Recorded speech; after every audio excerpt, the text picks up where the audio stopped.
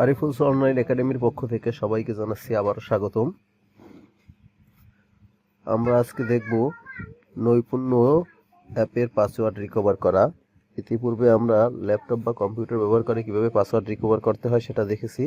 আজকে দেখব কিভাবে মোবাইলের অ্যাপস ব্যবহার করে আমরা পাসওয়ার্ড রিকভার করতে পারি। আমি জানি আপনারা অনেকেই পাসওয়ার্ড রিকভার করতে পারেন, শুধুমাত্র যারা পারে না তাদের জন্য আজকের এই ভিডিওটি। চলুন শুরু করা যাক। আমরা প্রথমে আমাদের নৈপুণ্য অ্যাপসে প্রবেশ করব।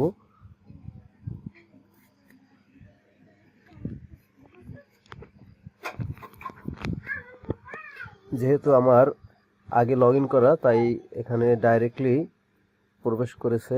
আমি এখান থেকে একটু লগ আউট করে নেই। লগ আউট করার পরে আমরা যে এরকমের একটা ইন্টারফেস আসবে নৈপুণ্য অ্যাপ ওপেন করলে, আমরা এই যে পিন ভুলে গেছেন এই অপশনটিতে আমরা একটি ক্লিক করব।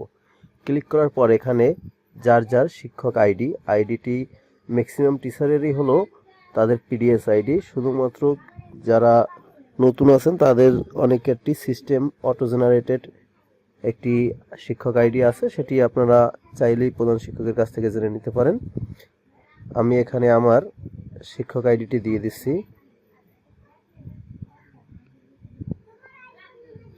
শিক্ষক আইডিটি দেওয়ার সাথে সাথে পরে এরকমের একটি ইন্টারফেস আসবে যেখানে আপনার আইডি, মোবাইল নাম্বার এবং ইমেল অ্যাড্রেস শো করবে। এখন আমরা ওটিপির জন্য রিকোয়েস্ট দেব। ওটিপির জন্য রিকোয়েস্ট দেওয়ার জন্য দুটো অপশন, একটি হলো মোবাইল এবং অন্যটি হলো ইমেল। আমি মোবাইল অপশনটি সিলেক্ট করছি। এরপর আমি পরবর্তী ধাপ অপশনটিতে ক্লিক করব।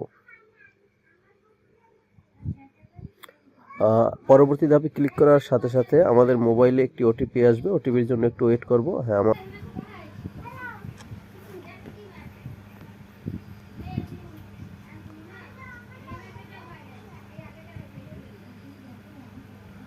ওটিপি যাচাইতে ক্লিক করলে আমাকে এরকমের একটি ইন্টারফেস আসবে যেখানে আমাকে নতুন পিন সেট করতে বলতেছে।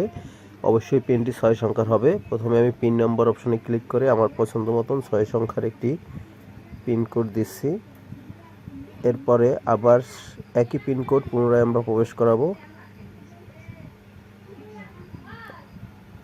এরপর নতুন পিন সেট করুন অপশনে আমরা ক্লিক করব।